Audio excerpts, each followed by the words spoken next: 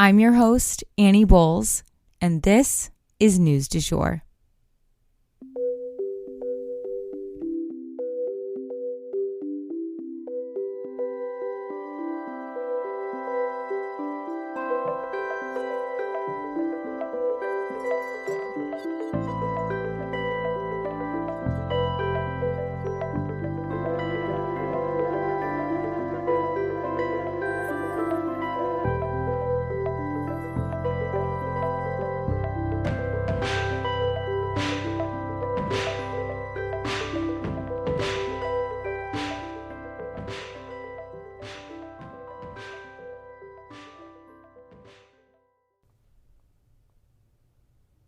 Hey you guys, happy Friday and welcome back to the News du Jour. I'm so happy it's going to be the weekend.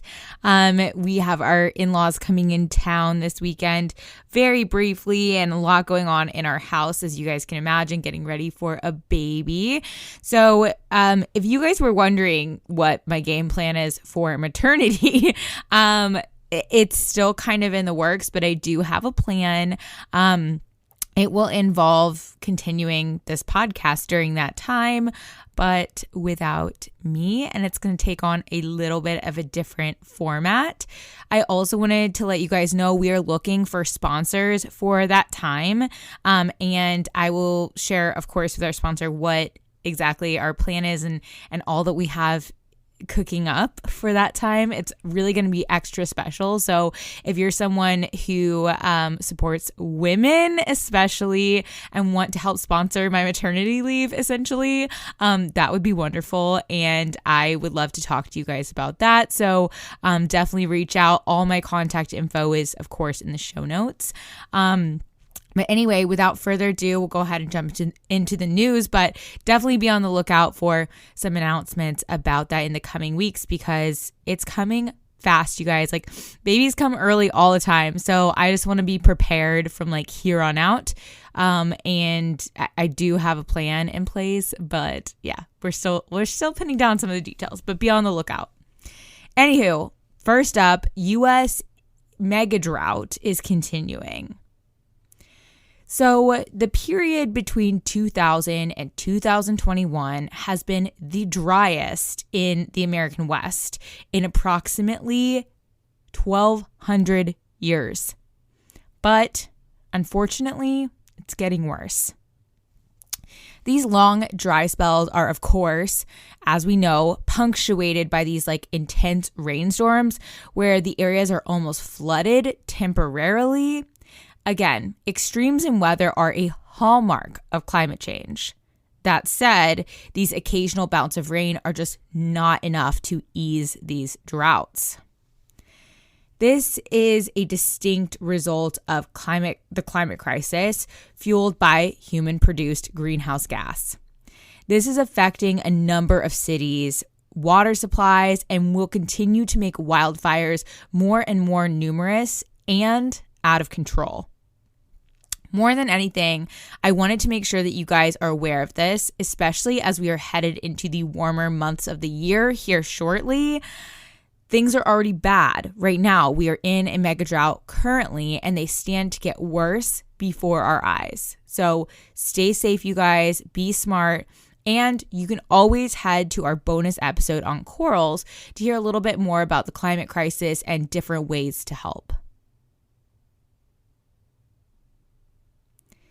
So next up for our next story, Brazilian mudslides.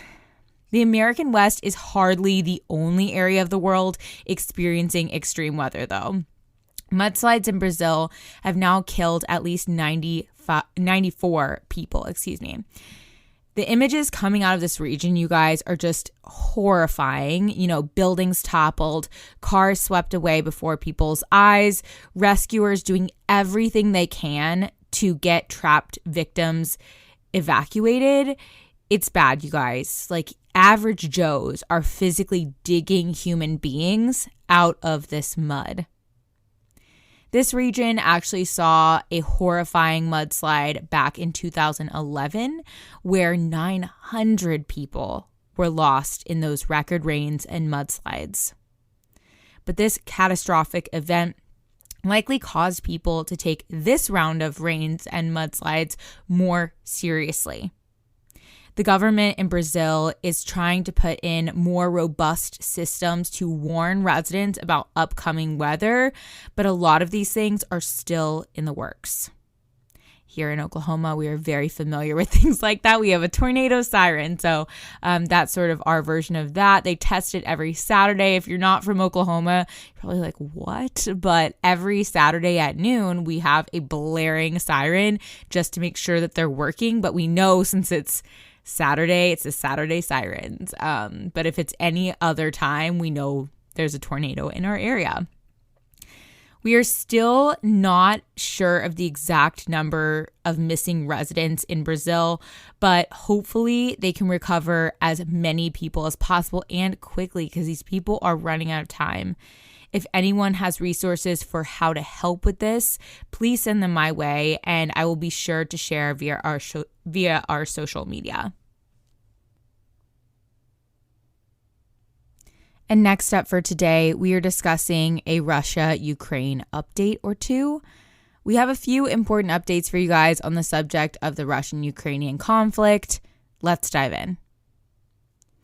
So first up, Russia expels a U.S. diplomat. So Russia's government has now sent the second in command in the U.S. embassy, packing his bags and headed home.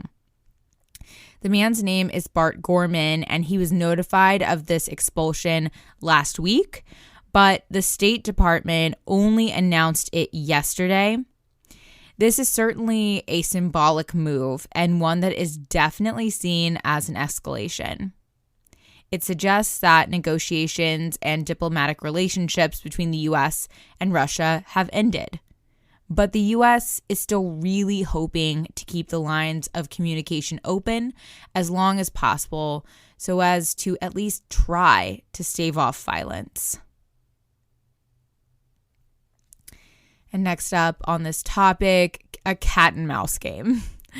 So we've always known that Putin loves a cat and mouse game, and this situation is proving no different.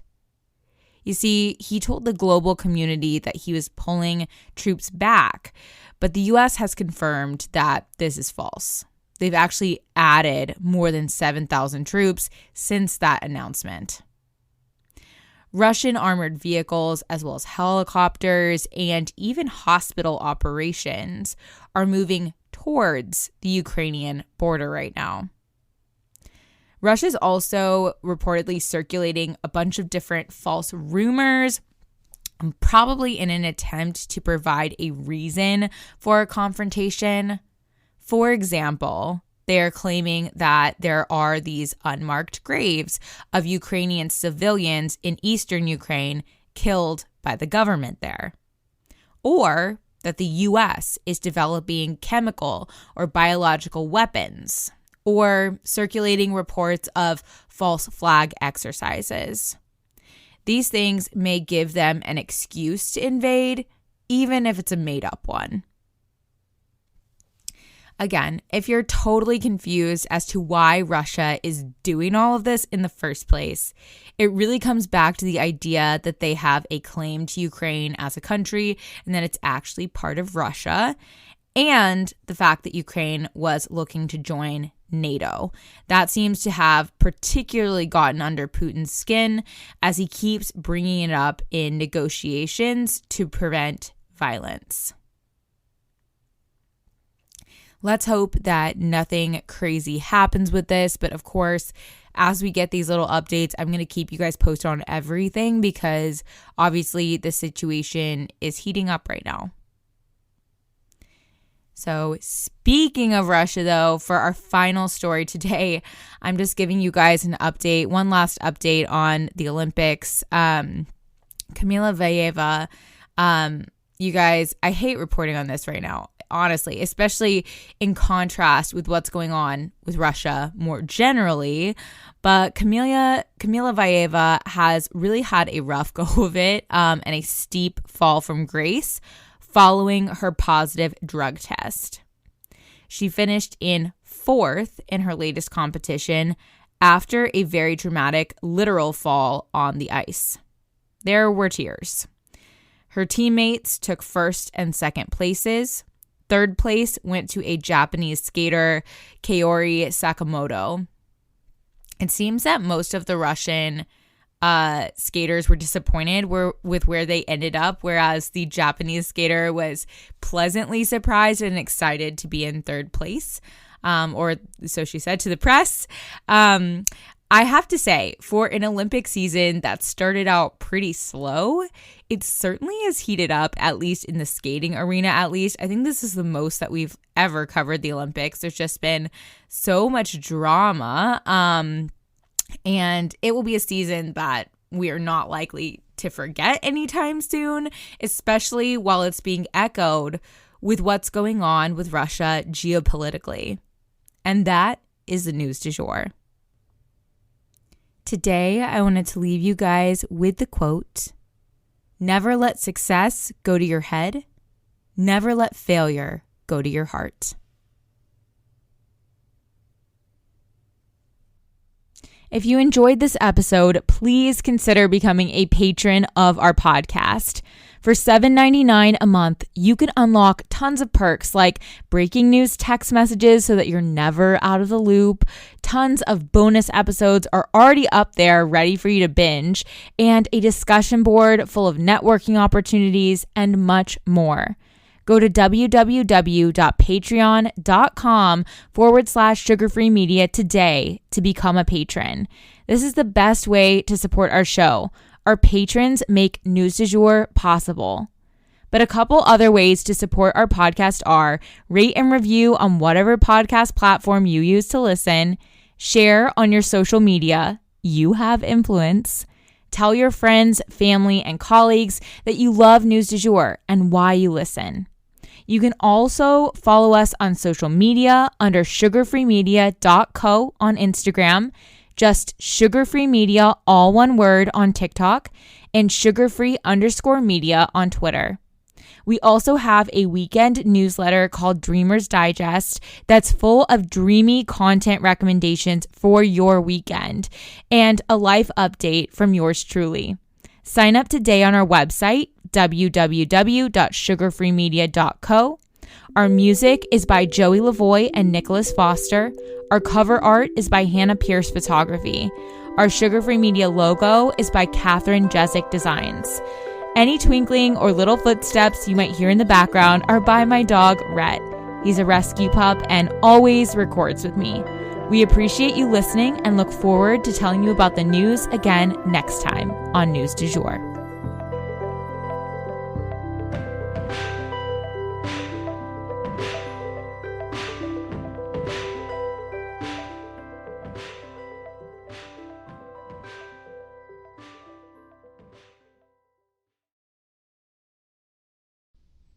Broadcasting from